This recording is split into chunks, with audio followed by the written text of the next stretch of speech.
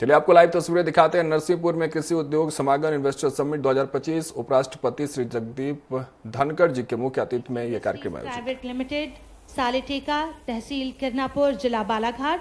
आप 310.08 करोड़ रुपए से भी अधिक का निवेश प्रस्तावित कर रहे हैं। साथ ही 800 से अधिक युवाओं को रोजगार आपकी इस यूनिट से प्राप्त होगा।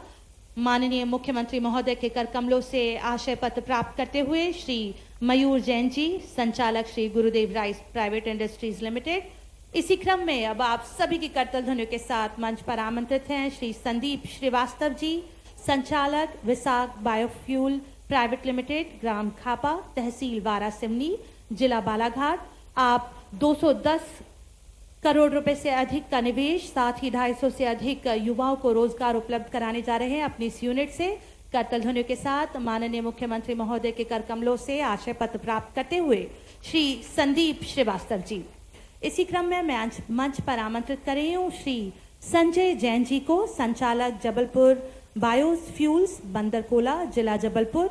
आप 200 से अधिक करोड़ रुपए का निवेश प्रस्तावित कर रहे हैं। साथ ही 150 से अधिक युवाओं को रोजगार इस यूनिट से प्राप्त होगा। माननीय मुख्यमंत्री महोदय के कर कमलों से आशय पत्र प्राप्त करते हुए माननीय श्री संजय जैन जी, संचालक जबलपुर बायोफ्यूल्स, बंदरकोला, जिला जबलपुर। और इसी क्रम में अब मंच पर आमंत्रित हैं Shri Rajat Saini ji, project director, Govind milk and milk products, Badhiyakhedi, जिला सीहोर। आप 150 करोड़ से अधिक का निवेश प्रस्तावित कर रहे हैं। साथ ही 250 से अधिक युवाओं को रोजगार प्राप्त होगा आपकी इस यूनिट से। बहुत बहुत बधाई आपको श्री रजत सैनी जी। माननीय मुख्यमंत्री महोदय के कर कमलों से आशय पत्र प्राप्त करते हुए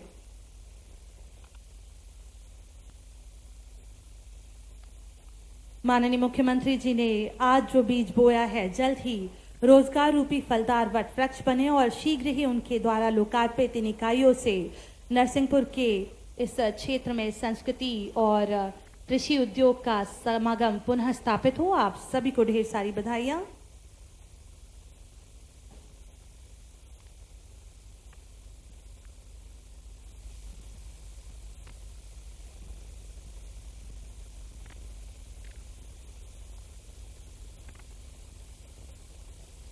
बहुत बहुत बधाई आपको। और अब वो क्षण जिसके लिए आप प्रतीक्षारत थे, जिन्हें सुनने के लिए आप सदैव उत्साहित रहते हैं, जिनका होना ही आपको आश्वासन से भर देता है कि वो मां नर्मदा की गोद में बसे नरसिंहपुर में उपस्थित हैं, तो अवश्य ही आपके लिए अवसर और सुविधाओं दोनों के द्वार खोलेंगे। मैं आप सभी की करतल ध्वनियों के साथ आमंत्रित कर रही हूँ हम सभी के लोकप्रिय माननीय मुख्यमंत्री महोदय डॉक्टर मोहन यादव जी को उद्बोधन हेतु करतल ध्वनियों से स्वागत है। जिस धैर्य के साथ आपने उनकी प्रतीक्षा की है, उसी ऊर्जा के साथ उनका अभिनंदन करें करतल ध्वनियों से आप सभी के सम्मुख।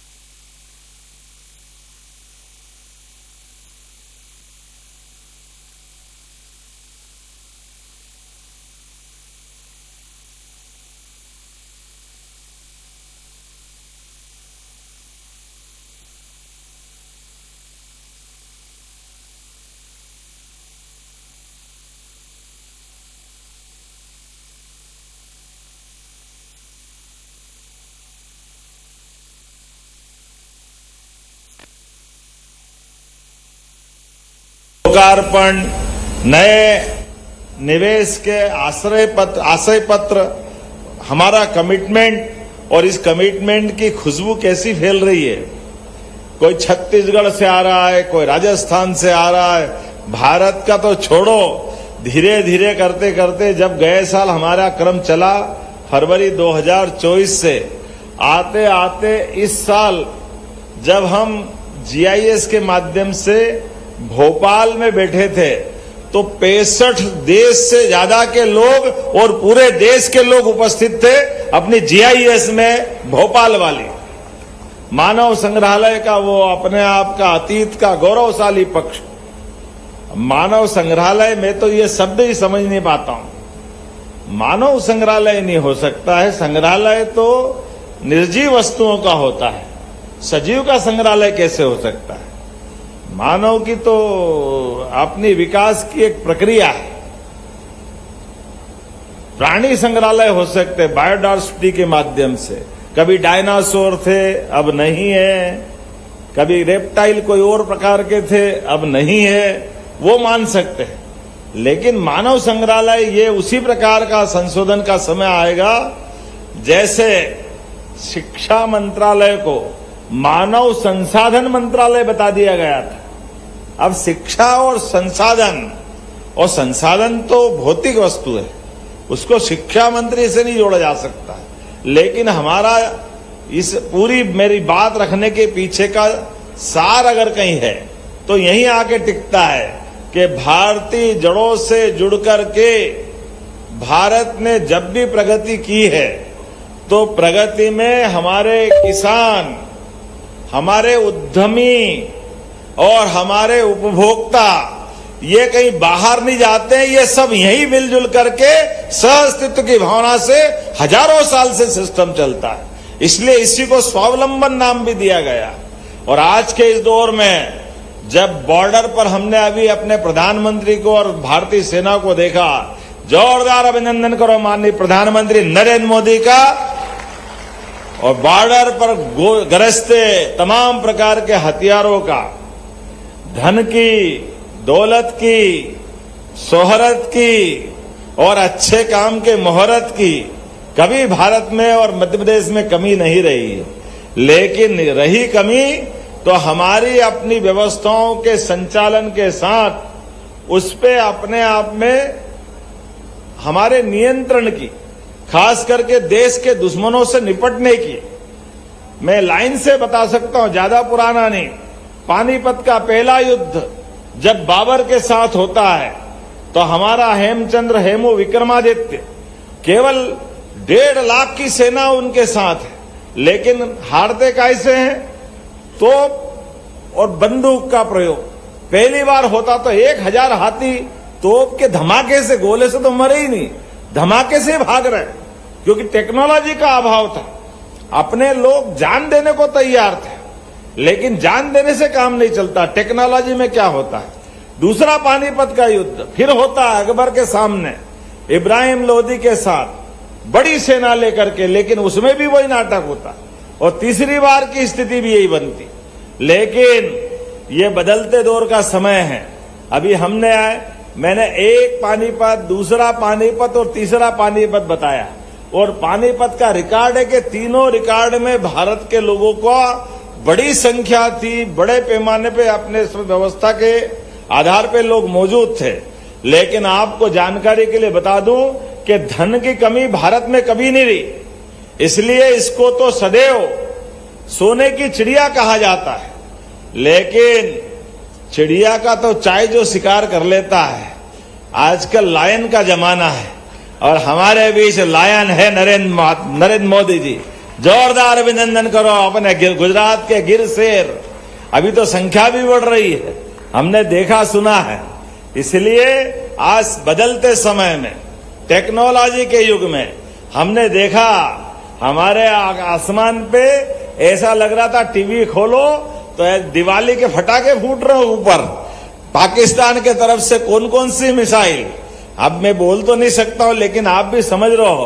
पाकिस्तान तो मोहरा था, हथियार कहां से आए थे मालूम पड़ा। किसका बाजार बिगड़ गया है बताने की जरूरत नहीं है। जिनके अपने बाजार बिगड़ गए, उनकी हालत बिगड़ गई। लेकिन आज जब मैं आपसे बात करने आया हूं तो हमारी सरकार ने बदलते दौर में माननीय प्रधानमंत्री जी के नेतृत्व में ये बात सही है कि हमारे लिए मेड इन इंडिया का समय है। और मेड इन इंडिया की जब बात कर रहे हैं तो सभी क्षेत्रों में समान रूप से हथियार की बात होगी तो हथियार की होगी। मैं मान के चलता हूं कोई बड़ी बात थोड़ी है। आप में से भी कोई व्यक्ति ऐसा हो सकता है जो अपनी अच्छी मिसाइल बनाने की फैक्ट्री डालेगा। आप में से कोई हो सकता है जो अच्छी गन की फैक्ट्री डाल सकता है। लेकिन आज तो किसानों की बात है और किसानों के लिए नरसिंहपुर नहीं, हमारे पूरे प्रदेश के अंदर ऐसे 4 मेले लग रहे हैं जिसके आधार पर हमारे सभी निवेशकों को आगे बढ़ाते हुए, और केवल निवेशक नहीं, आप सबके माध्यम से तो हमने कल्पना की है कि हमारे यहाँ एग्रीकल्चर ग्रोथ रेट बहुत जबरदस्त है। कभी अंदाज लगा लो कि 2002-03 तक 7 लाख हेक्टेयर की सिंचाई होती थी हमारे यहाँ पर, और 1956 में बना मध्य प्रदेश। 2002-03 तक एग्रीकल्चर ग्रोथ रेट इसकी कितनी थी? 0.007। अब आप बताओ, जिसकी 1% नहीं थी। मुझे इस बात की प्रसन्नता है, आज हम 12% से भी तेज गति से जा रहे हैं। ये मध्य प्रदेश है बदलते दौर का, केवल इच्छा शक्ति के बलबूते पर। और उसी प्रकार से जब हमारी एग्रीकल्चर ग्रोथ रेट बहुत अच्छी है तो आपके माध्यम से भी हमने कहा कि हमारे किसानों की जिंदगी बढ़िया करने के लिए माइनिंग का बहुत अच्छा काम होगा, रेडीमेड्स का बहुत अच्छा काम है बाकी जगह, लेकिन हमारी खेती आधारित उद्योग अब कितना अच्छा लगता है। एथेनॉल बनाने के लिए गन्ना भी याद आता है और राइस भी याद आता है। और हमारी कई सारी ऐसी फसल जो पानी लग गया, कई कारण से खराब हो गई, चाहे गेहूं हो या कोई और फसल हो, एथेनॉल के माध्यम से हम अपनी उस ऊर्जा का उपयोग करते हैं, व्यापार का उपयोग करते हैं। बदलते दौर में आज जब मैं आपसे यहाँ इंडस्ट्री की बात कर रहा हूं तो मैं आंकड़े देख रहा था। जीआईएस के माध्यम से जैसे हमने 30 लाख करोड़ से ज्यादा का निवेश प्राप्त किया था और इसमें 23 लाख से ज्यादा लोगों को रोजगार की बात थी। और आज केवल मई के अभी आज 26 मई है और हमारा फरवरी में इन्वेस्टमेंट सबमिट हुआ था।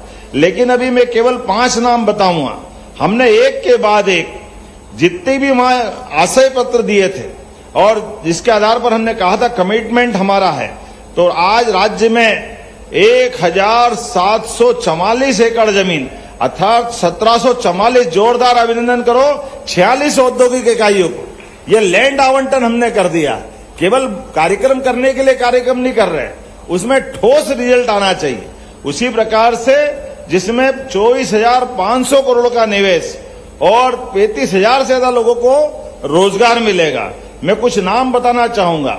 जीआईएस के बाद मैसेर्स पतंजलि ग्रुप रीवा, बाबा रामदेव की अपनी कंपनी, जोरदार अभिनंदन करो। आजकल हमारे लिए बाबा रामदेव का भी नया रूप मेड इन इंडिया के लिए हमारे लिए लगभग 433 एकड़ जमीन उनको रीवा में दी है। मैसर्स अल्ट्राटेक सीमेंट सीधी के लिए 264 एकड़ जमीन उनको भी आवंटित कर दी है। आप ताली वाली बजाते रहो तो मैं बताता रहूंगा। अब हमारे यहां रेल पूरी रेक, मेट्रो का, वंदे भारत का, रेल के सभी कोच बनाने की फैक्ट्री अब भोपाल में लग रही है और इतनी तेजी गति से लग रही है कि लगभग हमने उनको जमीन भी आवंटित कर दी 2000 करोड़ की लागत से। अपने यहाँ ही रायसेन के मतलब भोपाल में ही बड़ी एक फैक्ट्री लग रही है। जोरदार अभिनंदन करें जिनके लिए 168 एकड़ जमीन हमको दी है। मैसर्स गौतम सालार मालनपुर में 55 एकड़, Messrs ग्लेस्को Smith Asia private limited Pithampur, इनको भी 40 एकड़ जमीन। और जब मैं यहां आपसे बात कर रहा हूं तो आज यहां भूमि पूजन लोकार्पण पे एक फ्लैट एक ही स्लाइड चली थी, एक ही स्लाइड चली है, लेकिन अलग अलग आंकड़ा दूंगा। तो यहां नरसिंहपुर के अंदर जब लोकार्पण की बात कर रहे हैं तो 14 इकाई के माध्यम से और लगभग 153.38 करोड़ के 104 लोगों को 1004 लोगों को रोजगार मिलेगा। लोकार्पण हुए, जोरदार अभिनंदन करें अपने प्रदेश के लिए यहाँ पर, और भूमि पूजन 16 इकाइयों का हुआ, जिसमें 474.46 मतलब 450 ही हो गया, समझो अब 46 का क्या अर्थ है। तो मैं मान के चलता हूं 450 करोड़ के भूमि पूजन 16 इकाइयों के, इसमें भी कई सौ लोगों को रोजगार मिलेगा। और आशय पत्र के आधार पर 15 आशय पत्र दिए, जिसमें 2381.96 करोड़, इसका मतलब ये तो फिर ये भी 82 हो गया ना, 2382 करोड़ के, इसमें भी लगभग 2651 लोगों को रोजगार मिलेगा। अर्थात यहां कुल मिलाकर के जोड़ के बताऊं तो 4376 करोड़ के हमारे निवेश का व्यापार हुआ। जोरदार अभिनंदन करें अपने नरसिंहपुर जैसी जगह पर 4376.30 और रोजगार मिलेगा 6164, कुल 53 इकाइयों का। यह अपने आप में बड़ी बात है। और इसी के साथ साथ जब मैं कुछ और बात कर रहा हूं, पर मुझे मालूम है कि हमारे बीच गन्ना बीच में खड़ा है और मीठा मीठा लग रहा है, तो गन्ने का भी टेस्ट आना चाहिए। आना चाहिए कि नहीं आना चाहिए? किस किस को आएगा ताली बजा के बताओ जिनने। तो गन्ने के लिए भी, क्योंकि यहां गन्ने को कोई परेशानी नहीं है, गन्ने का मुझे आपने आंकड़ा बताया था, गन्ने के लिए और मक्का के लिए एक जैसी बात नहीं कर सकते। आपको ध्यान में है कि नहीं है? गेंडे का एक सींग वाला गेंडा बहुत अच्छा रहता है, लेकिन हर गेंडा एक सींग वाला नहीं होता, 2 सींग वाले भी रहते हैं। तो गन्ना पूरे साल की एक फसल है, लेकिन मक्का एक फसल नहीं है भाई साहब, मक्का 2 फसल है, एक खरीफ की एक रबी की। अभी आप कौन सी फसल बता रहा मुझे मालूम नहीं, लेकिन मैं आपका अभिनंदन कर देता हूं। कोई बात नहीं, आपने अपनी बात पहुंचाई है। अब व्यापारी वो जो अपनी मार्केटिंग अच्छी करे, बाकी तुम सुनो तो सुनो, नहीं तो मत सुनो, कोई फर्क नहीं पड़ता यार। हम तो हमारी बात कर रहे हैं।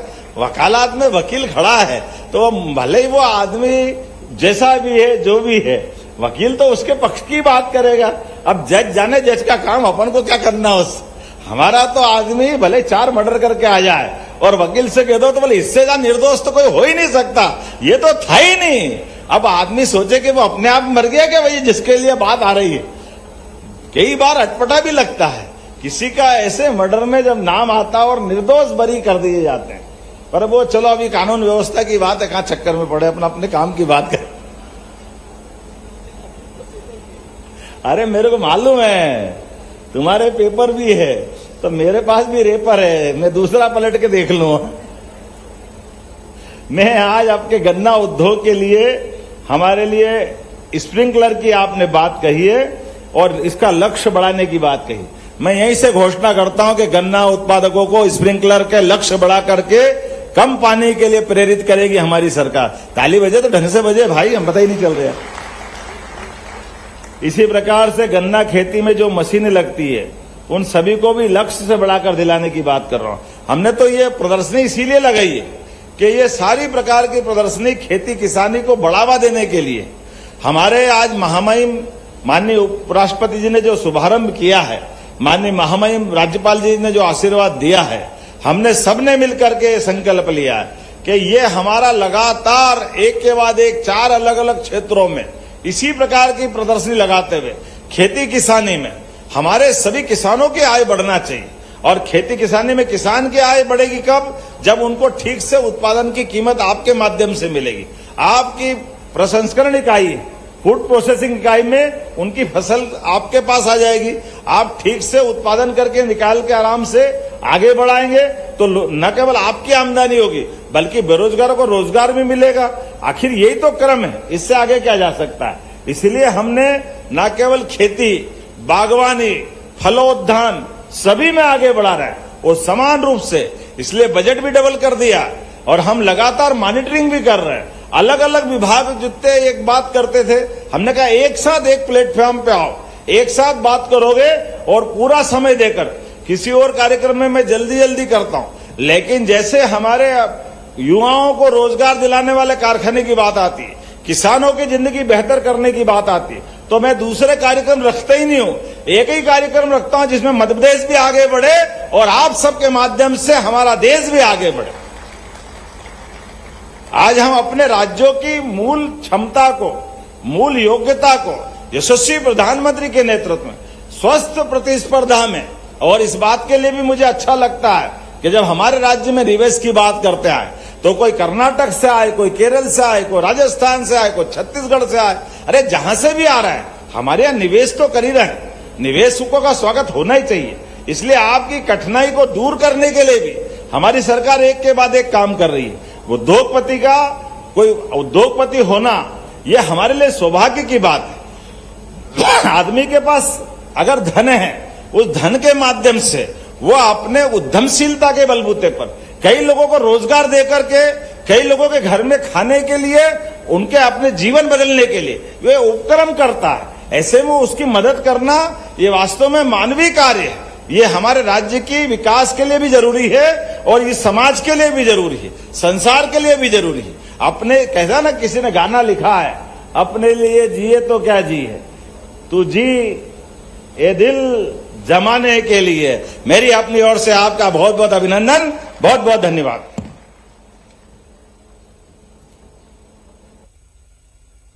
बहुत बहुत धन्यवाद माननीय मुख्यमंत्री महोदय का। जैसा कि मुख्यमंत्री जी ने कहा, ये भारत का समय है, ये समय है मध्य प्रदेश का, ये समय है मध्य प्रदेश में इन्वेस्टमेंट का।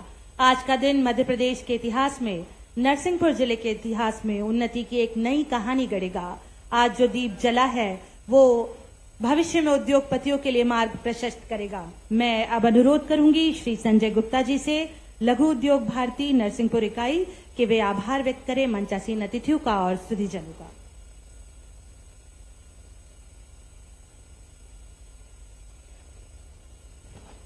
मंच पर विराजमान हमारे प्रदेश के यशस्वी मुख्यमंत्री माननीय मोहन यादव जी, मध्य प्रदेश शासन के मंत्रिपरिषद के सदस्य माननीय श्री प्रहलाद पटेल जी, श्री राव उदय प्रताप सिंह जी, श्री गोविंद सिंह राजपूत जी, श्री नारायण कुशवाहा जी, उपस्थित सांसदगण माननीय श्री दर्शन सिंह चौधरी जी, अफगन सिंह कुलस्ते जी, श्रीमती माया नारोलिया जी एवं मध्य प्रदेश शासन के जनप्रतिनिधि, विधायकगण, पूर्व मंत्री, मंच पर उपस्थित हमारे उद्योगपतिगण, राज्य शासन के विशिष्ट वरिष्ठ अधिकारीगण एवं सभी विशिष्ट अतिथि, पंडाल में उपस्थित सारे उद्यमीगण, मातृशक्ति एवं सज्जन शक्ति।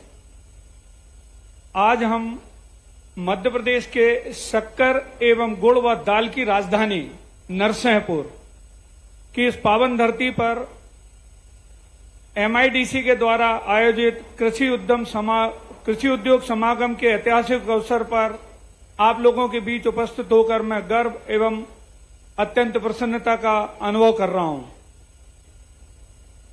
यह समिट महाकौशल क्षेत्र की संभावनाओं को सशक्त मंच देने के साथ साथ प्रदेश के औद्योगिक भविष्य की इकाई तय कर रहा है। सर्वप्रथम मैं अपने हृदय से धन्यवाद देना चाहूंगा हमारे यशस्वी मुख्यमंत्री माननीय डॉक्टर मोहन यादव जी का, जिनके नेतृत्व में मध्य प्रदेश निरंतर प्रगति की ओर अग्रसर है। डॉक्टर यादव जी ने 2025 को उद्योग एवं रोजगार वर्ष के रूप में घोषित कर यह सिद्ध कर दिया है कि प्रदेश सरकार उद्योगों का विकास और युवाओं के भविष्य के प्रति पूरी तरह प्रतिबद्ध है। यह केवल घोषणा नहीं, एक संकल्प है, एक दूरदर्शी नीति का प्रतीक है और मध्य प्रदेश शासन को भारत की आर्थिक धुरी बनाने की दिशा में एक ठोस कदम है। मध्य प्रदेश शासन के मंत्रीगण एवं वरिष्ठ अधिकारियों का मैं आभार प्रकट करता हूं कि उनकी कुशल प्रशासनिक नीति से हम इस कार्यक्रम को सफलता की ओर ले जा रहे हैं। धन्यवाद।